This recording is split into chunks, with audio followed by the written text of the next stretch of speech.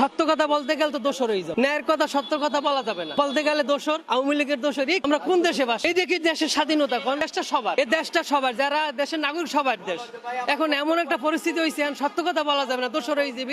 দেশে আগে মানুষ বাস করে নাই, বিগত দিনে তো সব দলের মানুষ বাস করছে, শাসন মানুষ রয়েছে, কিন্তু এখন দেশটার এমন যে পরিস্থিতি সত্য কথা বলা যায়। অন্তর্বর্তী সরকার আওয়ার পর থেকে এই পরিস্থিতি, কোন জিনিস ভালো আছে? এই দেন এই যে সেন্ট মাটি দিয়ে দিয়েছে বিদেশের হাতে, এটা কি মানুষের আতঙ্কের মূল্যে যে এটা দিয়ে কি হইলো, আমাদের দেশে কি পরিস্থিতি হবে? সাধারণ মানুষ আতঙ্কের মধ্যে আছে, এমনি অভাব অনটন, মানুষ কোনো শান্তি কোনো কিছুতে নাই, যে পরিস্থিতি পড়ছে এত বেচার মধ্যে কোনো দল কোনো কথা বলতেছে না। সেনমাটি বা বিভিন্ন এই যে কোর্টটা দিয়ে দেছে, কোনো কেউ সামনে আন্দোলন করে, বড় বড় দল তো আছে, এগুলো কি?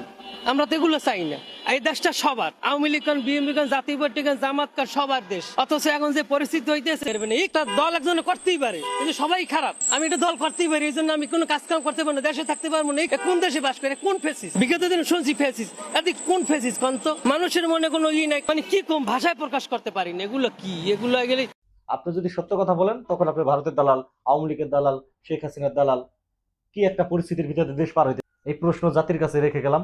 আপনারা আপনাদের মূল্যবান মন্তব্য কমেন্টে জানিয়ে যাবেন।